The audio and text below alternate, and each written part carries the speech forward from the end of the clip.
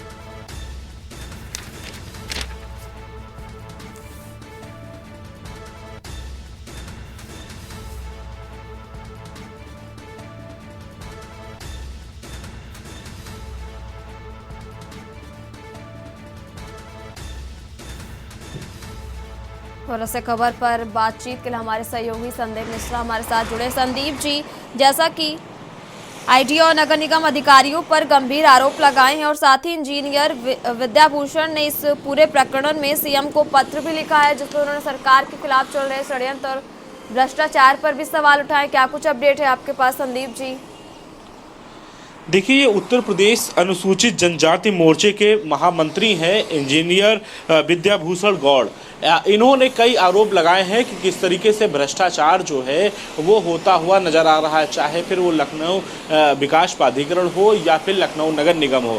खासतौर पे उन्होंने अपने पत्र में एक जिक्र किया है और यह पत्र उत्तर प्रदेश के मुख्यमंत्री योगी आदित्यनाथ को लिखा गया है और इस पत्र में कहा गया है कि जो सचिव हैं एलडीए के ज्ञानेंद्र वर्मा पर आरोप लगाए हैं कि उनकी मिली भगत के कारण जो है उनका साम्राज्य जो है फल फूल रहा है, बड़ा हो रहा है और लगातार उनके अधीन जो अधिकारी काम कर रहे हैं उस पर भी उन्होंने आरोप लगाते हुए कहा है कि सरकार की जो मंशा है उसके विपरीत जो है अधिकारी काम कर रहे हैं और अधिकारी उसी कड़ी में काम करते हुए नजर आ रहे हैं, जिससे कि सरकार की छवि को धूमिल किया जा रहा है। तो तमाम तरीके के आरोपों को आज लगाते हुए अपने पत्र में लिखा है और यह पत्र उत्तर प्रदेश के मुख्यमंत्री योगी आदित्यनाथ को लिख करके बताया है कि किस तरीके से नगर निगम हो या फिर लखनऊ विकास एलडीए हो, इन दोनों विभागों में किस तरीके से भ्रष्टाचार फल फूल रहा है। तो इस पर उन्होंने पत्र लिखा है और आरोप लगाए हैं। साफ तौर पर यह आरोप ज्ञानेंद्र वर्मा जो कि सचिव हैं यहाँ पे एलडीए में, जो कि जिनका कार्यकाल समाप्त हो चुका है, उनके ऊपर लगाए गए हैं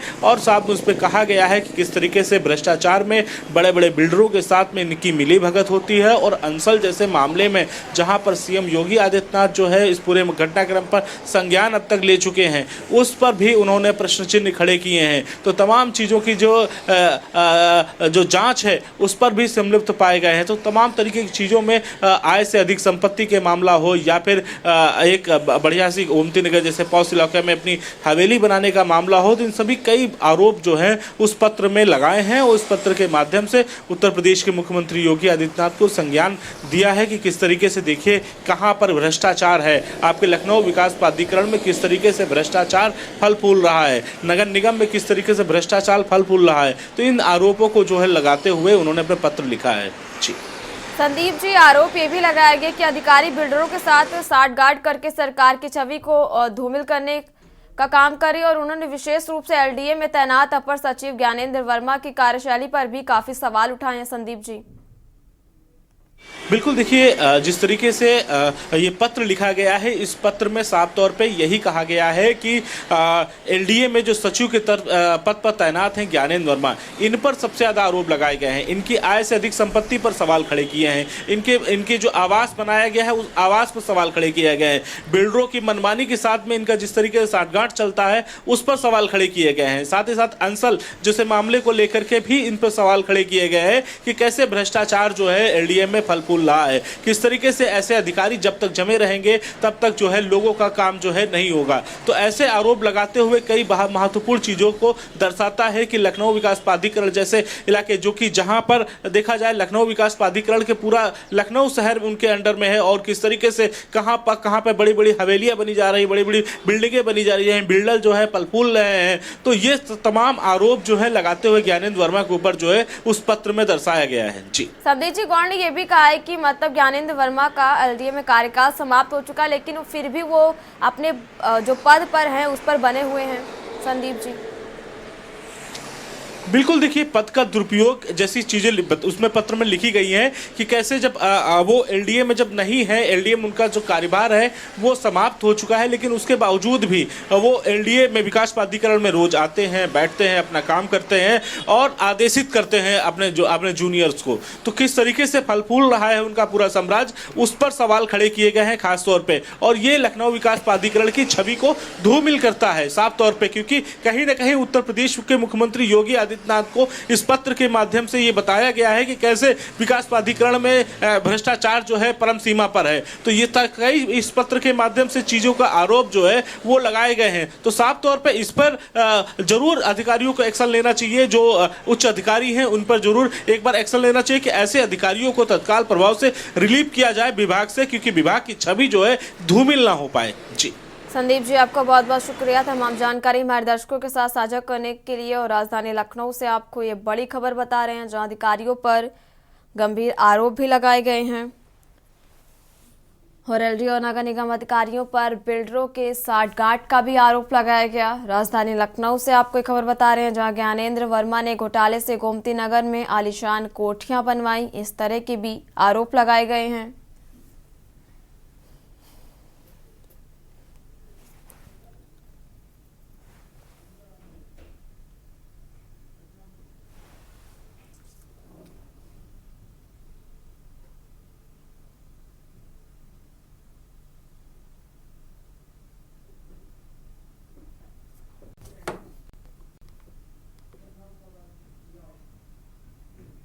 और एक और बड़ी जानकारी आपको राजधानी लखनऊ से बता रहे हैं, जहां हजरतगंज थाने में अंसल पर दर्ज हुई एफआईआर। ये बड़ी जानकारी लखनऊ से, जहां जमीन के नाम पर ठगी के आरोप में एफआईआर दर्ज कराई गई।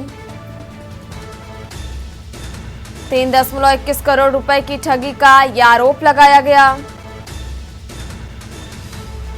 और एपीआई के अध्यक्ष और मार्केटिंग हेड के खिलाफ एफआईआर दर्ज कराई गई। जमीन के नाम पर ठगी के आरोप में यह एफआईआर दर्ज हुई। राजधानी लखनऊ से आपको एक खबर बता रहे हैं, जहां 3.21 करोड़ रुपए की ठगी का ये गंभीर आरोप लगाया गया।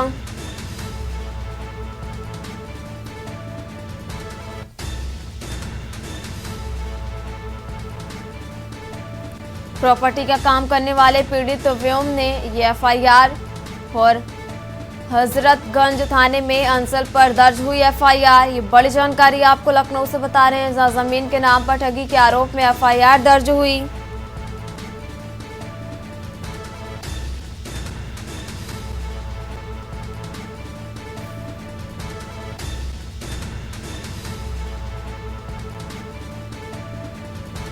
और ऐसे खबर पर बातचीत के लिए हमारे साथ संवाददाता शिवा शर्मा हमारे साथ जुड़े। शिवा जी, हजरतगंज थाने में अंसल पर एफआईआर दर्ज हुई, क्या कुछ अपडेट है आपके पास शिवा जी? देखिए, कल देर रात लखनऊ के हजरतगंज कोतवाली में एक एफआईआर दर्ज हुई है और ये एफआईआर महानगर के रहने वाले व्योम वैष्णव ने कराई है, जिनके साथ धोखाधड़ी हुई है। और अंसल के चेयरमैन प्रवीण अंसल, प्रणब अंसल, उसके जेएमडी धीरज गोयल, उनके कंपनी के जो प्रेसिडेंट है राजेश्वर राव और मार्केटिंग हेड अभिषेक मिश्रा, इन सभी के खिलाफ धोखाधड़ी की धाराओं में दर्ज हुई है। और ये बताया गया है कि बहुत साल पहले के एक जमीन को लेकर के सुशांत गोल्ड सिटी में एक करार हुआ था कंपनी के जरिए, और उस कंपनी को अंसल ने जमीन नहीं दी थी और उसके काफी साल तक इस बात को लेकर के विवाद चला था। लेकिन अंततः उन्हें जब 3 करोड़ रुपए उस जमीन के नाम पर वापस नहीं मिले, तो कल लखनऊ के हजरतगंज कोतवाली में एफआईआर व्योम वैष्णव ने कराई है, जो खुद कंपनी के प्रोप्राइटर है, चेयरमैन है, निदेशक है। और जरूर इस मामले में सभी लोगों के खिलाफ जो एफआईआर दर्ज की गई है, तो पुलिस का एक्शन भी यही होगा, क्योंकि सरकार सख्त है। अंसल के हुए जो फर्जीवाड़ा है, जो अंसल ने कई लोगों का जो पैसा मारा है, उसको लेकर के सरकार बहुत ज्यादा सख्त है। जरूर पुलिस अपनी इन्वेस्टिगेशन का दायरा और आगे बढ़ाएगी और लोगों से पूछताछ करेगी कि जो 3 करोड़ 21 लाख रुपए का जो गबन है, जो इन्होंने जमीन के नाम पर लिया था, तो अंसल के जो प्रोप्राइटर्स है, जो कंपनी के जो ओनर्स है, उनके जो डायरेक्टरशिप में लोग हैं, वो उन्होंने पैसा क्यों वापस नहीं किया। तो इस फर्जीवाड़े को लेकर के हजरतगंज पुलिस अपनी विवेचना आगे बढ़ाएगी और लोगों से पूछताछ करेगी। शिवाजी, आपको बहुत बहुत शुक्रिया तमाम जानकारी हमारे दर्शकों के साथ साझा करने के लिए। और एक बड़ी खबर आपको लखनऊ से बता रहे हैं।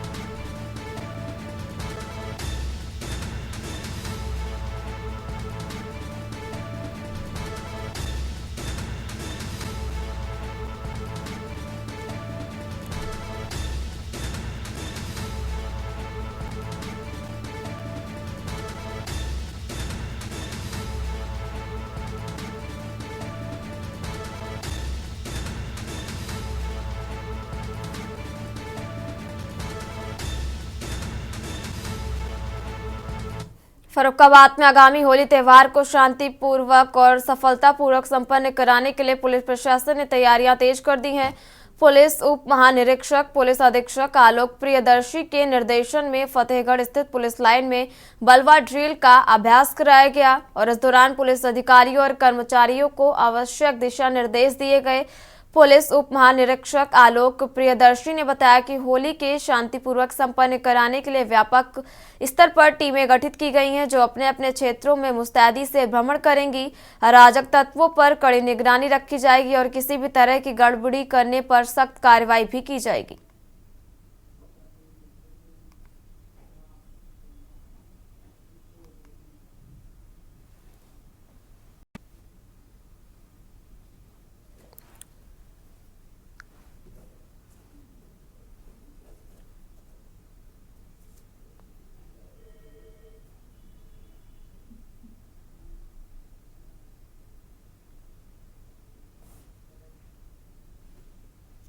को लेकर के बहुत अधिक तैयारियां की जा रही हैं। समस्त जनपद को सेक्टर और जोन स्कीम में बांट करके वहाँ ड्यूटियाँ लगाई जा रही हैं। पीआरवी की डिप्लॉयमेंट भी अलग से किया जा रहा है, जो रीडिप्लॉयमेंट जिस पर किया जा रहा है, जो भी स्ट्रैटेजिक जगह हैं वहाँ पर उनको लगाया जा रहा है। इसके अलावा भी लगातार गश्त और पेट्रोलिंग की इंटेंसिटी भी बढ़ाई जा रही है। पोस्टल पार्टी सुबह में निकाली जा रही हैं।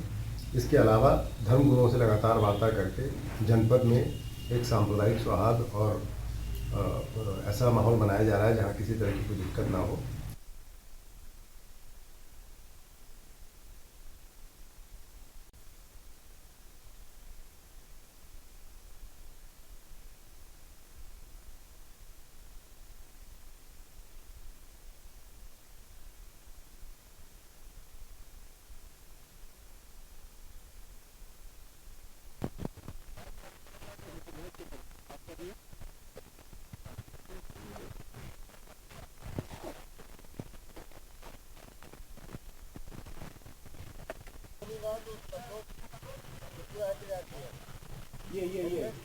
सोशल ग्रुप जो बना हुआ उसको पकड़ो।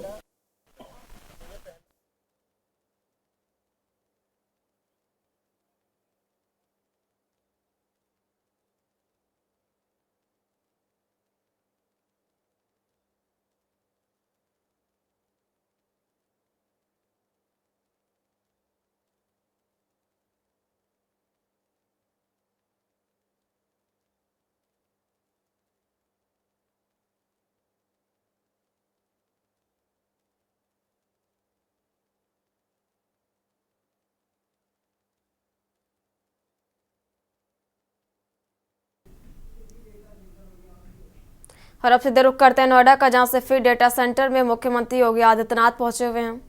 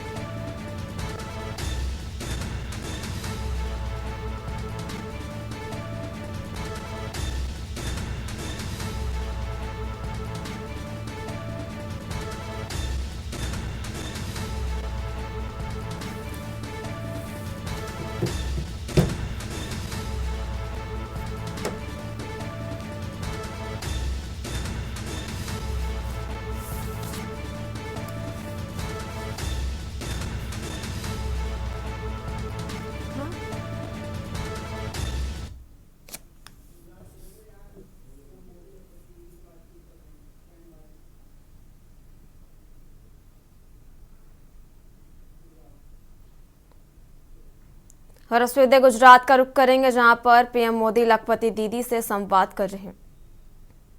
बात की जाती है कैसे जो महिलाएं हैं वो स्वावलंबी हो सकती हैं। ये तमाम जो पहलू वो जाहिर तौर पर सरकार की इन योजनाओं के जरिए सार्थक होते हुए नजर आते हैं। और इसके लिए तमाम जो अगर बात की जाए सरकारी विभाग हैं, मंत्रालय हैं, निजी क्षेत्र हैं, बाजार के अनुभवी हैं, इसके बीच एक बेहतर सामंजस्य जाहिर तौर पर देखने को मिलता है। और उसके बाद जो योजना है उसका कार्यान्वयन जो है वो देखा जाता है, किस तरीके से उसका कार्यान्वयन किया गया है, कैसे अलग अलग क्षेत्रों में जो महिलाएं हैं उनको कौशल प्रशिक्षण उनको दिया गया है। क्योंकि आज के समय में ना सिर्फ सामाजिक बल्कि आर्थिक सशक्तिकरण जो है वो काफ़ी मजबूत हो जाता है।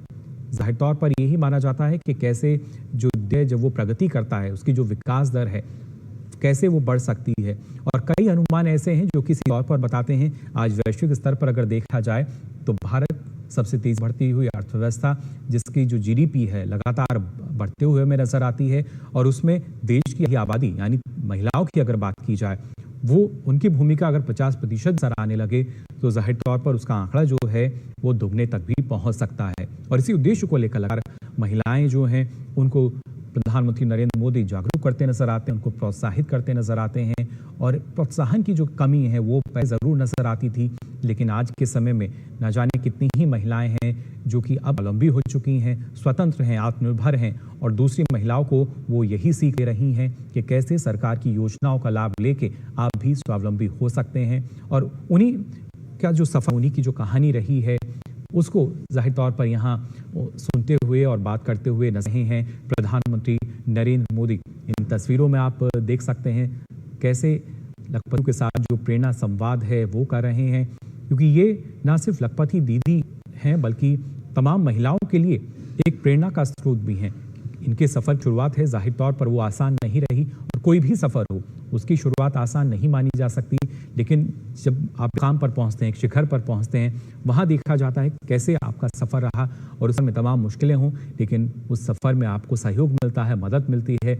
ना सिर्फ आर्थिक रूप से ये बात करते हैं कैसे अगर कौशल प्रशिक्षण इन महिलाओं को मिला, काफ़ी मदद महिलाओं को जाहिर तौर पर मिलती है। उसके बाद ये महिलाएं आज दूसरी महिलाओं के लिए एक मिसाल बन चुकी हैं, प्रेरणा का स्रोत बन चुकी हैं। और उसी वजह से इन महिलाओं के साथ प्रेरणा संवाद जो है प्रधानमंत्री नरेंद्र मोदी कर रहे हैं। अधिकांश लखपति दीदी जो हैं 1 लाख से अधिक सालाना आय उनकी चुकी है। और ऐसे में ना सिर्फ जब हम आय सृजन की बात करते हैं उसके साथ साथ रोजगार सृजन की जो बचत की बात की जाती है, आमतौर पर यही माना जाता है कि बचत और जो महिलाएं हैं अच्छी समझ वो रखती हैं, लेकिन वित्तीय अनुशासन की जाहिर तौर पर कुछ कमी आती है। अब वो कमी जो है सरकार ने दूर कर दी है।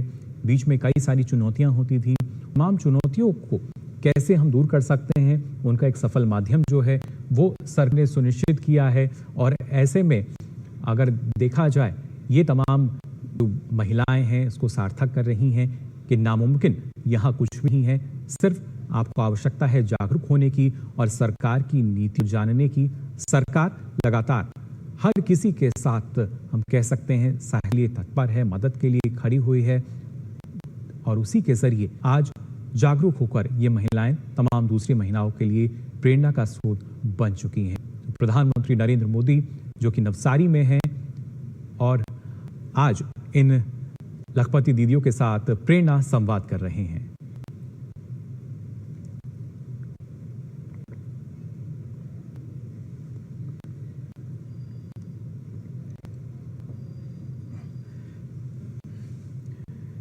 अंतर्राष्ट्रीय महिला दिवस आज, और आज के दिन की ये काफी अहम तस्वीर आप सबकी टीवी स्क्रीन आप देख सकते हैं। प्रधानमंत्री नरेंद्र मोदी जो कि संवाद कर रहे हैं लखपति दीदी योजना की जो लाभार्थी महिलाएं हैं उनके साथ। ये वो महिलाएं जो आज एक नए मुकाम पर हैं, नए शिखर पर हैं और उसी वजह से तमाम दूसरी महिलाओं के लिए प्रेरणा का स्रोत बन चुकी हैं। प्रधानमंत्री नरेंद्र मोदी कई बार इस बात का जिक्र कर चुके हैं कि जब वो अलग अलग क्षेत्रों में जाते हैं, महिलाओं के बीच भी होते हैं और उनसे जानते हैं कि कैसे उनका सफर रहा, तो वो अपने आप में काफी प्रेरणा उनको देता है, प्रोत्साहित उन्हें करता है। और उनका प्रयास यही कि इस प्रेरणा को लेकर जो दूसरी महिलाएं हैं वो भी आगे बढ़ें, निर्भरता को आगे बढ़ाएं। योजनाओं की खासतौर से अगर बात की जाए, सरकार की जो कई अहम योजनाएं रही हैं, जिसमें लगातार आपको हम बता रहे हैं कि कैसे ना सिर्फ महिला सम्मान सेविंग सर्टिफिकेट की बात की जाए, सुकन्या समृद्धि योजना की बात की जाए, इसके अलावा और महत्वपूर्ण योजनाएं पीएम जनधन योजना की भी अगर बात करें, जिसमें हमने देखा था जो महिलाएं थीं, महिला खाता धारक उसमें अधिक थीं, और उसी से एक बड़ा बदलाव देखने को मिला। जो राशि थी अब से पहले महिलाओं तक नहीं पहुंच पाती थी, लेकिन पीएम जनधन जब खाते खोले गए तो उसके बाद जो राशि थी सीधा महिलाओं के पास पहुंचती थी। हमने देखा उसका लाभ किस तरीके से महिलाओं मिला है। पीएम मातृ वंदन योजना की बात की जाए या दूसरी योजनाओं की बात करें, ये तमाम ऐसी योजनाएं जिसके जरिए काफ़ी लाभ हर एक महिला को मिला है, और जो महिलाएं इस लाभ से अछूती हैं, यानी जिनको जानकारी नहीं है, उनके लिए आज का दिन काफ़ी अहम। वो भी इस बात को जाने, वो भी इन तमाम जानकारियों को लेकर जागरूक हों, कैसे आप आज के समय में आत्मनिर्भर हो सकती हैं, स्वावलंबी बन सकती हैं और एक नई मिसाल पेश कर सकती हैं पूरे समाज के सामने। अब से पहले माना जाता था जो महिलाएं हैं वो पुरुषों के साथ कंधे से कंधा मिलाकर चल रही हैं, लेकिन कई ऐसे क्षेत्र जहां पर ना सिर्फ महिलाएं पुरुषों के साथ कंधे से कंधा मिला रही हैं, बल्कि उनसे आगे निकलती हुई नजर आती हैं। और ये बात जो है देश के प्रधानमंत्री नरेंद्र मोदी बार कहते हैं, विमेन लेड डेवलपमेंट की जब बात हम करते हैं कि कैसे जो विकास है वो महिला के नेतृत्व में हम कर सकते हैं, कितना फ़ायदा जो है इसके ज़रिए देश को मिल सकता है, कि जो स्किल डेवलपमेंट है, जो ज़ाहिर तौर पर कौशल प्रशिक्षण की हम बात करते हैं, हर एक महिला जो है कैसे उनका जो कौशल है उसको निखारा जा सकता है, कैसे उसका हम सदुपयोग कर सकते हैं अलग अलग क्षेत्रों में। आज के समय में देखते हैं एमएसएमई जो कि देश का ग्रोथ इंजन मानी जाती हैं, उसके तहत काफ़ी सारी सुविधाएं जो हैं लगातार दी जाती हैं महिलाओं को, और उसी वजह से हर एक क्षेत्र में हम देखते हैं कि इन योजनाओं का लाभ लेके जो महिलाएं हैं वो लगातार आगे बढ़ रही हैं। न जाने कितने ही ऐसे आमे में हम देखते हैं जो महिला उद्यमी हैं वो डिजिटल पेमेंट का उपयोग कर रही हैं, क्योंकि अब वो जानती हैं, अब वो पूरी तरीके से वित्तीय रूप से अगर देखा जाए तो जागरूक हो चुकी हैं, सीधा लाभ उनको इसके जरिए मिलता है। अब से पहले इसका सीधा लाभ जो है महिलाओं को नहीं मिलता। और अब बात करेंगे सरिता के जज्बे को सलाम। कहते हैं कुछ कर दिखाने का जज्बा हो तो कोई भी मुश्किल आपका रास्ता नहीं रोक सकती। ऐसी ही कहानी है कानपुर एलएमको की सरिता द्विवेदी की, जो कि दिव्यांग होने के बावजूद देश विदेश में कानपुर का नाम रोशन कर रही हैं।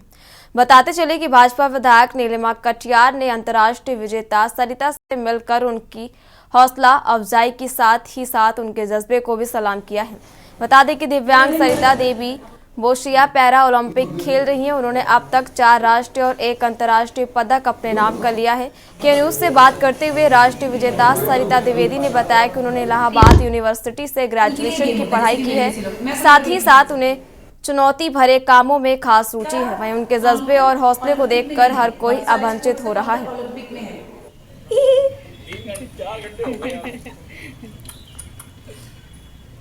मतलब अब तो मुझे ये लग रहा है कि मैं आपको दिव्यांग नहीं बोल।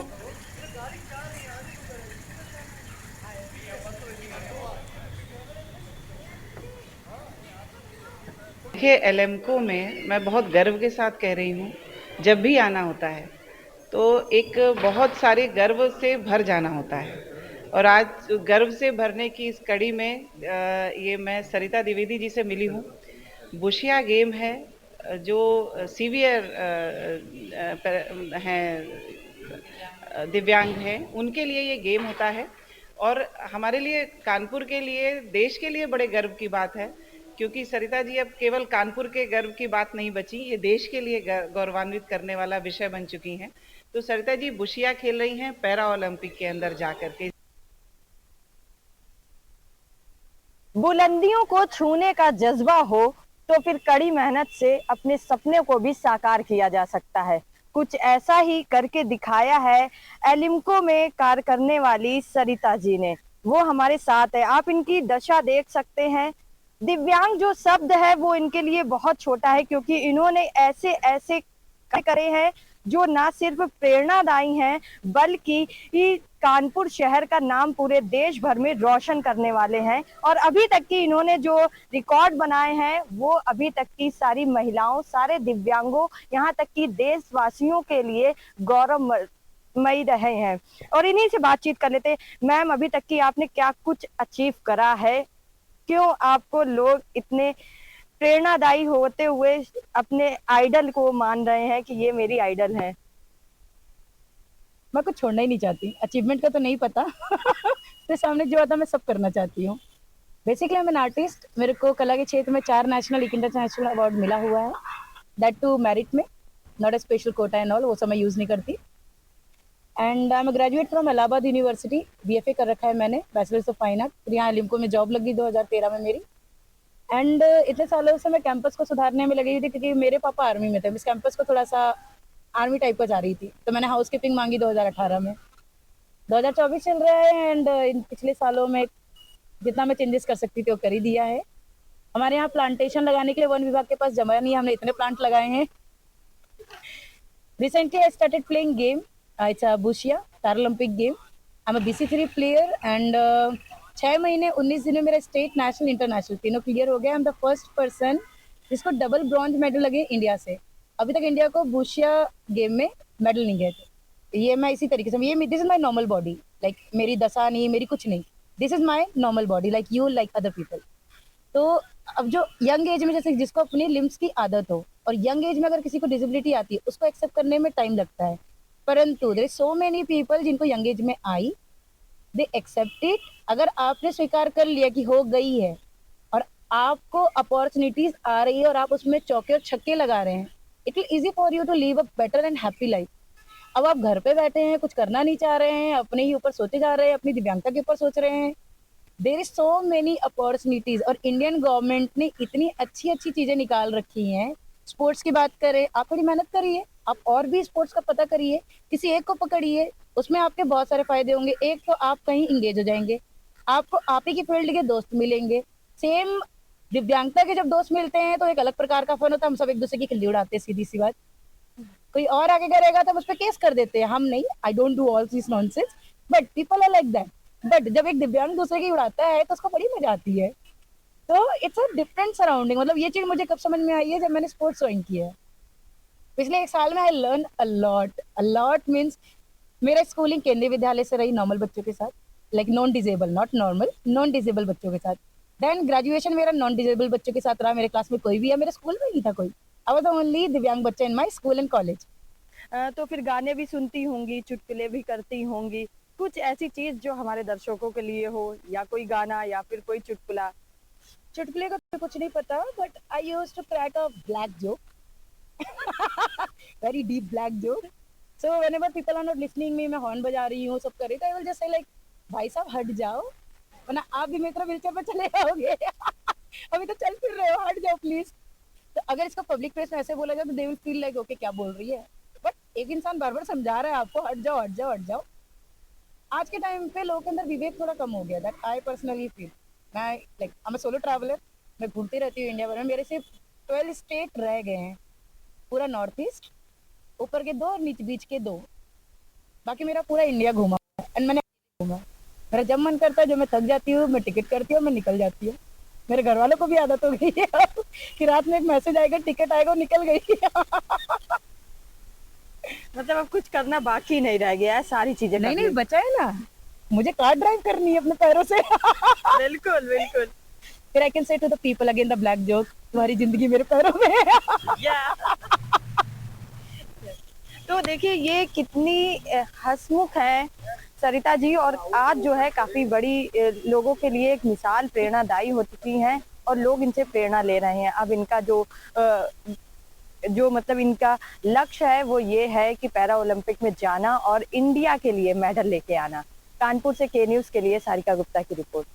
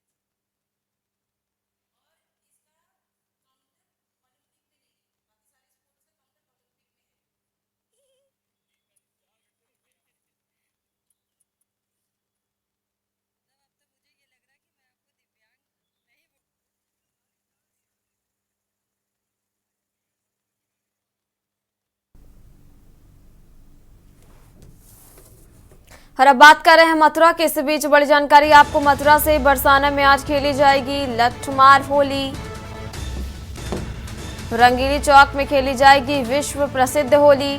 मथुरा से आपको एक खबर बता रहे हैं, जहां लठमार होली देखने पहुंच रहे लाखों श्रद्धालु। और रंगीली चौक पर विश्व प्रसिद्ध लठमार होली खेली जाएगी। लठमार होली देखने पहुंच रहे लाखों श्रद्धालु। रंगीली चौक पर विश्व प्रसिद्ध लठमार होली खेली जाएगी। आयोजन के लिए जिला प्रशासन की व्यवस्थाएं भी पूरी कर ली गई। हुरियारिन और बरसाना में आज खेली जाएगी लठमार होली। मथुरा से आपको ये खबर बता रहे हैं, जहां रंगीली चौक में खेली जाएगी विश्व प्रसिद्ध होली।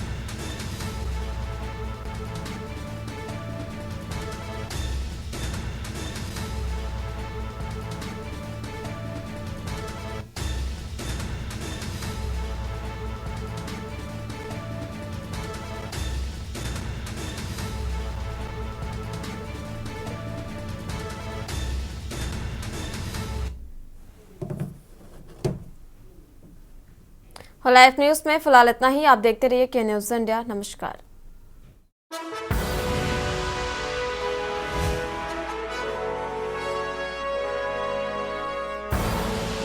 आप देख रहे हैं के न्यूज, खबरों का